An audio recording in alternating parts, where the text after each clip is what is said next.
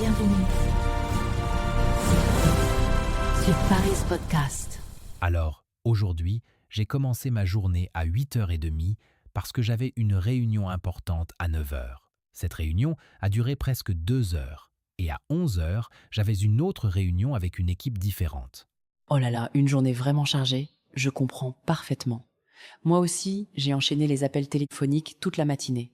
Mon téléphone n'a pas arrêté de sonner. Entre les deux, je n'ai même pas eu le temps de boire un café correctement. Et à midi, j'ai dû répondre à 35 emails en urgence. Résultat, je n'ai même pas eu le temps de déjeuner correctement. J'ai juste mangé un sandwich devant mon ordinateur en travaillant. Franchement, je suis complètement fatigué et j'ai mal à la tête. Mais tu sais, c'est drôle parce que je réfléchissais à quelque chose tout à l'heure. On parle tous de notre travail, mais est-ce qu'on sait vraiment comment en parler simplement et naturellement en français? Est-ce que tu te sens à l'aise quand quelqu'un te demande soudainement « Tu fais quoi dans la vie ?» Honnêtement, pas vraiment. En général, je réponds quelque chose de très vague comme « je travaille dans une entreprise » ou « je suis dans le marketing ». Mais c'est tellement général que la personne ne sait pas vraiment ce que je fais. Et parfois, je sens que la conversation s'arrête là, parce que je n'arrive pas à développer ma réponse. Exactement. Et c'est précisément le sujet d'aujourd'hui dans Paris Podcast. Comment parler de ton travail comme un vrai Français, avec des expressions simples, modernes et naturelles que les Français utilisent réellement dans leurs conversations quotidiennes, que ce soit au bureau, entre amis ou même dans un contexte plus professionnel. C'est exactement ce dont j'ai besoin. Parce que je me souviens une fois, j'ai essayé de dire « je suis un responsable du marketing » et la personne m'a regardé bizarrement. Je pense que ma phrase n'était pas naturelle. Oui, c'est une erreur courante. On dit simplement je suis responsable marketing » ou « je suis responsable du marketing ». Le petit mot « du » fait une différence. Ne t'inquiète pas, on va voir toutes ces subtilités aujourd'hui. On va apprendre à parler de ton métier, de ton entreprise, de tes collègues, de tes horaires, de tes responsabilités, de ta journée de travail et même de ce que tu aimes ou n'aimes pas dans ton travail. Alors, si quelqu'un me demande « tu fais quoi dans la vie ? Par où je commence ?» J'aimerais avoir une réponse prête et naturelle. Alors, il y a plusieurs façons de répondre à cette question et je vais te les expliquer une par une pour que tu puisses choisir celle qui te convient le mieux selon le contexte et la personne à qui tu parles. D'accord, je suis prêt à prendre des notes mentalement. La première façon, la plus simple et la plus directe, c'est d'utiliser la structure je suis suivi de ton métier. Par exemple, je suis professeur, je suis ingénieur, je suis commercial, je suis médecin, je suis architecte, je suis journaliste. C'est clair, c'est direct et tout le monde comprend immédiatement ce que tu fais. Donc, si je dis « je suis responsable marketing », c'est correct ? Oui, c'est parfait. Mais tu peux aussi utiliser d'autres structures pour varier et ne pas toujours dire la même chose. Par exemple, tu peux dire « je travaille comme responsable marketing » ou « je travaille dans le marketing ». Dans ce cas, tu mets l'accent sur le domaine plutôt que sur le titre exact. Et si je veux parler de mon entreprise aussi, comment je fais ? C'est très simple. Tu peux ajouter des informations sur ton entreprise après avoir dit ton métier. Par exemple, je suis responsable marketing dans une petite entreprise de communication ou je travaille comme commercial pour une grande entreprise internationale. Tu peux aussi dire je travaille dans une start-up ou je suis dans une PME. Alors je peux dire « je suis responsable marketing dans une petite entreprise de communication ». On est une petite équipe de 10 personnes. Parfait, c'est exactement ce qu'un Français dirait. Ta réponse est complète, naturelle et donne suffisamment d'informations pour que la personne puisse poser d'autres questions et continuer la conversation. Ah, je comprends. Donc il vaut mieux donner un peu plus de détails pour que la conversation continue. Exactement, c'est ce qu'on appelle la règle des 3 phrases. Quand on te pose une question, essaye de répondre avec au moins 2 ou 3 phrases. Par exemple, je suis responsable marketing. Je travaille dans une petite entreprise de communication. Je m'occupe des réseaux sociaux et des campagnes publicitaires. Maintenant, parlons de la façon de décrire ton poste plus précisément. Parce que des fois, responsable marketing ou commercial peut être un peu large. Comment expliquer ce que tu fais exactement ? Je m'occupe d'eux est une expression extrêmement utile et naturelle en français, Par exemple, je m'occupe des clients, je m'occupe des fournisseurs, je m'occupe de la logistique, je m'occupe du recrutement. Donc, au lieu de dire je suis responsable des réseaux sociaux, qui est un peu formel, je peux dire je m'occupe des réseaux sociaux. Oui, tout à fait. Je m'occupe d'eux est moins formel et plus naturel dans une conversation quotidienne. Mais tu peux aussi utiliser je travaille sur, par exemple, je travaille sur plusieurs projets en même temps. Et si je veux dire que je travaille avec les clients, comment je le dis naturellement? Tu dis je travaille avec les clients ou je suis en contact avec les clients. Tu peux aussi dire je suis en relation avec les clients. Par exemple, je travaille avec les clients pour comprendre leurs besoins et leur proposer des solutions adaptées. Je travaille avec les clients pour comprendre leurs besoins et leur proposer des solutions adaptées. Parfait, tu as bien compris. Maintenant, parlons des tâches quotidiennes. C'est à dire ce que tu fais concrètement chaque jour. Chaque jour, je réponds aux emails, je participe à des réunions, je prépare des documents et je travaille sur des projets de communication. Oui, c'est le quotidien de beaucoup de personnes dans les métiers de bureau, mais tu peux aussi être plus précis. Par exemple, je commence ma journée en répondant aux emails urgents. Ensuite, je participe à des réunions avec l'équipe pour discuter des projets en cours. L'après-midi, je prépare des documents et je travaille sur des projets de communication. Et pour les horaires, comment on en parle naturellement? C'est très simple. Tu dis je commence à 9 heures ou je termine vers 10 à 8 heures. Par exemple, je travaille de 9 heures à 10 à 7 heures, mais parfois je finis plus tard si j'ai beaucoup de travail. Je travaille à temps plein, 35 heures par semaine. Parfait. Et le télétravail, tu en fais? Parce que c'est un sujet très important et très actuel en France. De plus en plus d'entreprises proposent le télétravail. Euh, Oui, je suis en télétravail 2 jours par semaine, le mardi et le jeudi. Parfait. Je suis en télétravail est l'expression qu'on utilise maintenant en France. Tu peux aussi dire je travaille de chez moi ou je travaille à la maison. Je préfère travailler au bureau, parce qu'à la maison, je suis moins concentré. Il y a trop de distractions. Oui, beaucoup de personnes disent ça. Le bureau permet de séparer la vie professionnelle et la vie personnelle. Tu peux dire au bureau je suis plus concentré et je travaille mieux ou je préfère le bureau parce que je peux échanger directement avec mes collègues. Je m'entends bien avec mes collègues. Et mon chef aussi, il est sympa. C'est bien. Et si tu veux parler de ton chef ou de ta responsable de manière plus détaillée, tu peux dire mon chef est sympa mais exigeant ou ma responsable est assez exigeante mais elle est juste. Ma responsable est assez exigeante, mais elle est juste. Elle nous donne des objectifs clairs. Oui, c'est bien. Parler de son responsable de manière équilibrée est une bonne chose. L'ambiance est plutôt bonne. C'est détendu. Pas trop stressant. Tu peux dire l'ambiance est plutôt bonne ou l'ambiance est détendue. Si l'ambiance est plus stressante, tu peux dire bah il y a beaucoup de travail en ce moment, donc l'ambiance est un peu tendue ou on est souvent sous pression. En ce moment, on a beaucoup de travail, donc l'ambiance est un peu plus stressante que d'habitude. Oui, en ce moment est une expression très utile. Tu l'utilises pour parler de la situation présente. Et si je veux dire que j'ai beaucoup de travail, je dis j'ai pas mal de travail en ce moment. Oui, tout à fait. Pas mal d'eux est une expression familière qui signifie beaucoup d'eux. Tu peux aussi dire j'ai beaucoup de travail si tu veux rester plus neutre. J'ai pas mal de travail en ce moment. Et si je suis vraiment débordé, Alors tu dis je suis débordé ou je suis complètement débordé. Par exemple, désolé, je suis débordé en ce moment, je n'ai pas le temps de discuter. je suis débordé en ce moment. J'ai trop de travail. Oui, c'est une façon naturelle de dire que tu es très occupé. Et si tu veux parler d'une journée particulièrement difficile, tu peux dire j'ai enchaîné les réunions sans pause.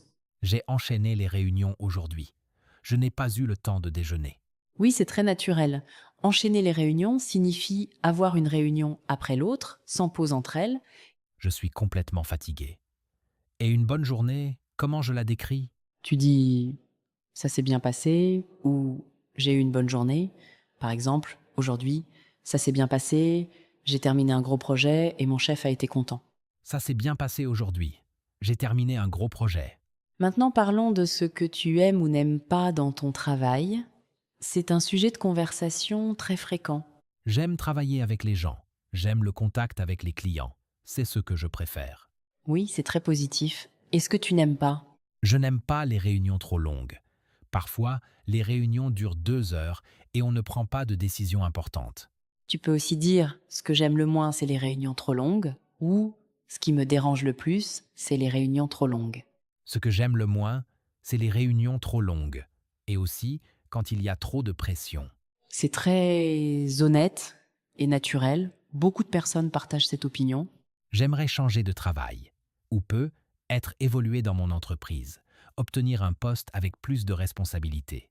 Oui, tu peux dire j'aimerais évoluer dans mon entreprise ou je cherche un nouveau poste. Tu peux dire aussi je voudrais travailler dans un autre domaine. Je cherche un nouveau poste avec plus de responsabilités. Je veux évoluer. C'est clair et ambitieux. Maintenant, parlons de la façon de parler de son travail avec un ami, parce que le registre de langage est différent. Avec un ami, je peux être plus familier, c'est ça? Exactement.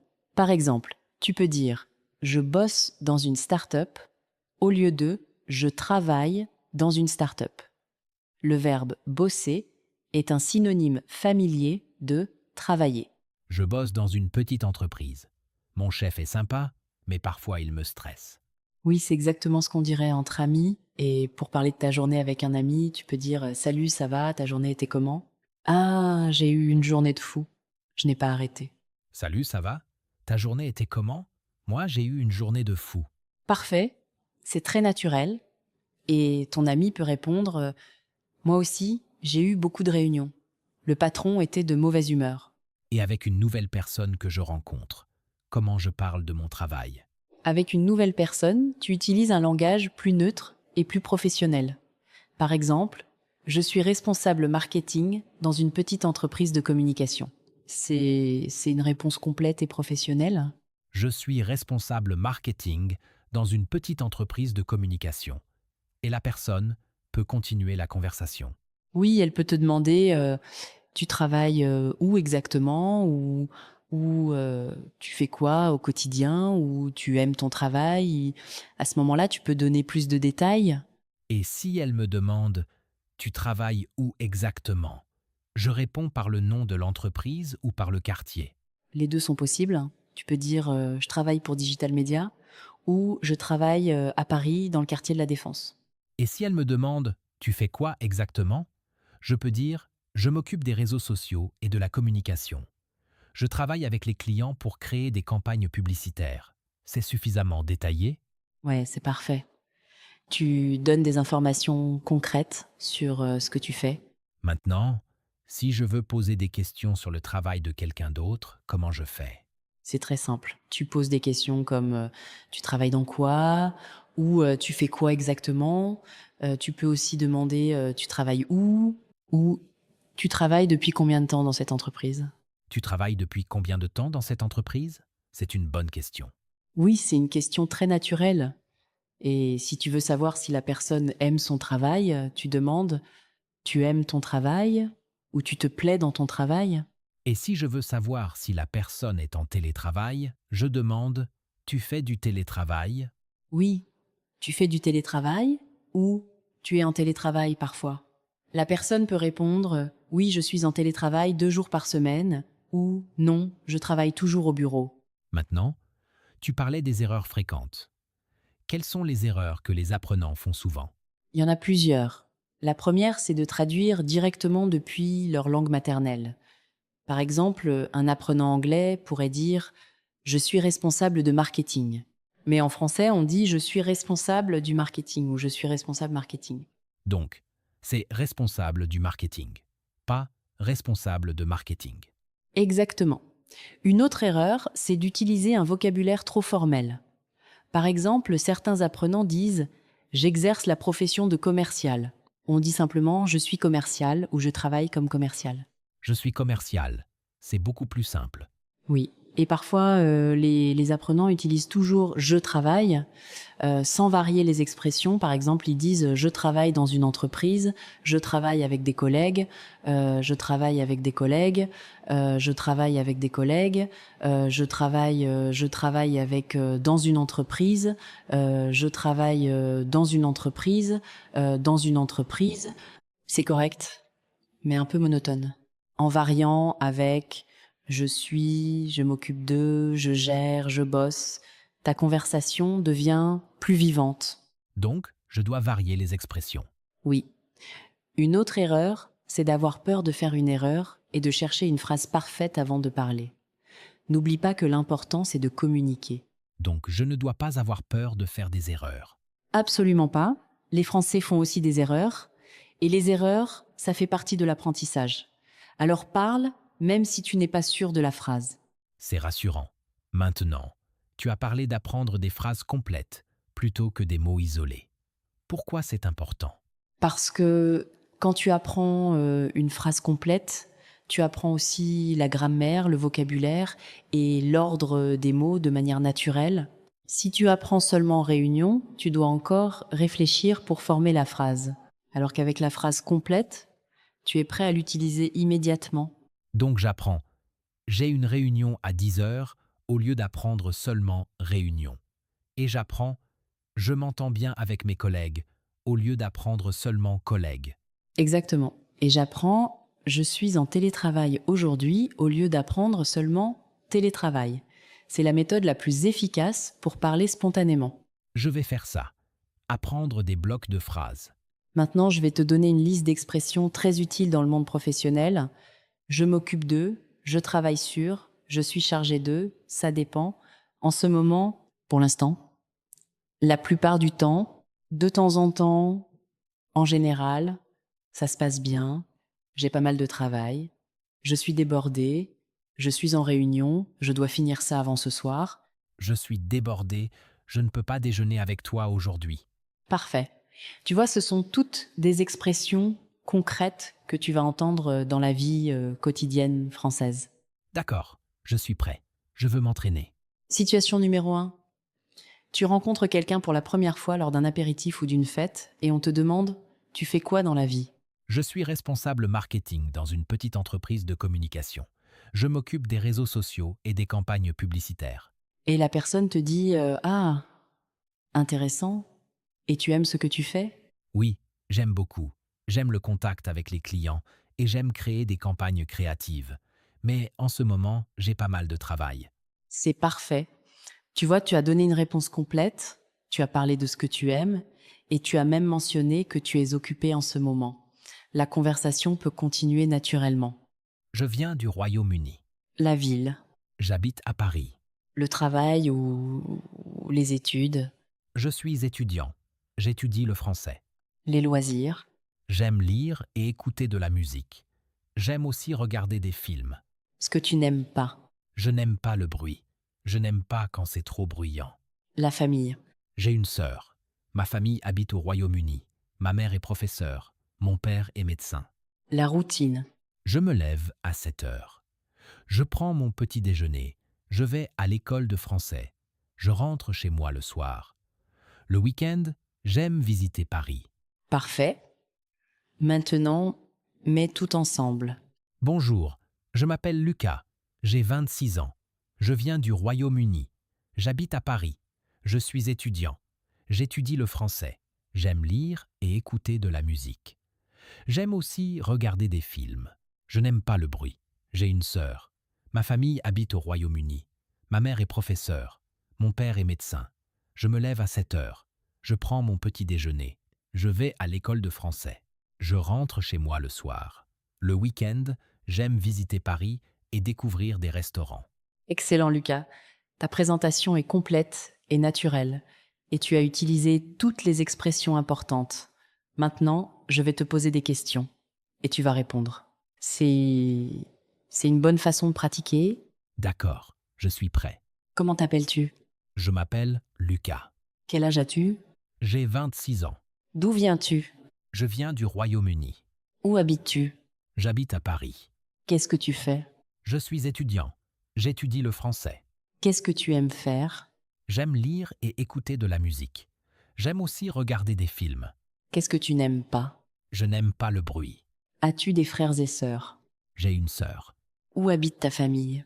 Ma famille habite au Royaume-Uni. À quelle heure te lèves-tu? Je me lève à 7 heures. Que fais-tu le week-end? Le week-end, j'aime visiter Paris et découvrir des restaurants. Parfait, Lucas. Tu as très bien répondu à toutes les questions. Maintenant, je vais te montrer d'autres situations où tu peux utiliser ces expressions. La première situation, c'est une rencontre dans une classe de français. D'accord. Donne-moi un exemple. Imagine que tu arrives dans une classe. Tu dis Bonjour, je m'appelle Lucas, je suis nouveau. Je viens du Royaume-Uni. et la prof demande vous parlez français? Tu réponds Je parle un peu français. J'apprends le français depuis 6 mois. Je veux progresser rapidement.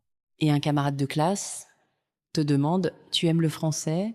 Tu réponds Oui, j'aime beaucoup le français. C'est une belle langue. Je veux parler couramment un jour. très bien. La deuxième situation, c'est une rencontre avec un voisin. Bonjour, je m'appelle Lucas. J'habite à côté. J'habite dans l'appartement numéro 5. Et le voisin demande vous êtes nouveau dans l'immeuble? Tu réponds Oui, je suis nouveau. Je suis arrivé il y a 2 mois. Je suis étudiant en français. et le voisin demande vous aimez le quartier? Tu réponds Oui, j'aime beaucoup le quartier. Il est calme et il y a beaucoup de bons restaurants. excellent. La troisième situation, c'est une rencontre pendant un voyage. Bonjour, je m'appelle Lucas. Je viens du Royaume-Uni. Je visite Paris pour la première fois. La ville est magnifique. Et l'autre personne demande vous aimez Paris? Tu réponds Oui, j'adore Paris. C'est une ville très belle et très vivante. Je veux visiter tous les musées. la quatrième situation, c'est une rencontre dans un événement. Bonjour, je m'appelle Lucas. Je suis étudiant. Je suis venu à cet événement pour rencontrer des gens. J'aime écouter de la musique. Et vous, vous aimez la musique? Et l'autre personne répond oui, j'adore la musique. Je joue de la guitare. Tu réponds C'est génial. J'aimerais apprendre à jouer de la guitare un jour. C'est un instrument magnifique. parfait. Maintenant, je vais te donner des expressions que tu peux utiliser pour parler de ce que tu aimes et de ce que tu n'aimes pas. Oui, je veux apprendre plus de vocabulaire pour mes goûts. Tu peux dire j'aime le cinéma, j'adore la cuisine, je préfère les voyages, je n'aime pas les légumes, je déteste le bruit. Mais attention, détester est plus fort que ne pas aimer. Et tu peux aussi dire mon activité préférée, c'est lire ou ce que j'aime le plus, c'est voyager. Donne-moi des exemples avec ces expressions. Mon activité préférée, c'est lire. Ce que j'aime le plus, c'est voyager. Je préfère les voyages en train. Je déteste le bruit des voitures. Très bien. Et tu peux dire ce que je n'aime pas, c'est le froid ou ce que j'adore, c'est le chocolat. Ce que je n'aime pas, c'est le froid. Ce que j'adore, c'est le chocolat. Le chocolat français est délicieux. Excellent. Maintenant, parlons de la routine. En plus de te lever et de travailler, tu peux parler de tes activités le soir et le week-end. Le soir, j'aime regarder des films. Le week-end, j'aime visiter des musées. Je vais souvent au Louvre. Parfait. Et tu peux dire après le travail, je rentre chez moi ou après les cours, je vais au café. Qu'est-ce que tu fais après les cours? Après les cours, je vais au café avec des amis. Nous parlons français et nous buvons du café. Hmm, Très bien. Maintenant, je vais te montrer comment poser des questions sur la routine de l'autre personne. Tu peux dire tu fais quoi le soir ou qu'est-ce que tu fais le week-end? Tu fais quoi le soir? Excellent. Et qu'est-ce que tu fais le week-end? Qu'est-ce que tu fais le week-end? Parfait. Maintenant, je vais te montrer une conversation avec la routine. Bonjour, je m'appelle Lucas. Et toi, comment tu t'appelles? Je m'appelle Camille. Tu fais quoi le soir? Le soir, je regarde des séries sur Netflix. J'aime les séries policières. Et toi? Le soir, j'aime lire des livres. Je lis surtout des romans français pour améliorer mon vocabulaire. Qu'est-ce que tu fais le week-end? Le week-end, je visite des musées. J'aime l'art et l'histoire. Et toi?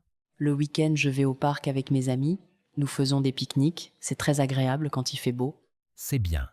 J'aimerais faire un pique-nique un jour. Maintenant, je vais te parler de la famille. On peut parler de sa famille simplement. Oui, je veux apprendre à parler de ma famille. Comment on dit les membres de la famille en français? Tu peux dire j'ai une sœur, j'ai 2 frères, je suis mariée ou je suis mariée. Tu peux aussi dire je vis avec ma famille ou je vis seule. Pour les parents, tu dis ma mère et mon père, et pour les grands-parents, tu dis ma grand-mère et mon grand-père. Pour les enfants, tu dis mon fils et ma fille. Tu as compris? Oui, ma mère, mon père, ma sœur, mon frère, ma grand-mère, mon grand-père. C'est simple. Parfait. Et tu peux aussi dire, ma mère est professeure, ou mon père est médecin. Est-ce que tes parents travaillent? Oui, ma mère est professeure d'anglais. Mon père est médecin. Ils travaillent à Londres. Très bien. Et tu peux dire, ma famille habite à Paris. Ma famille habite au Royaume-Uni. Mais un jour, j'aimerais qu'ils viennent vivre en France. Parfait.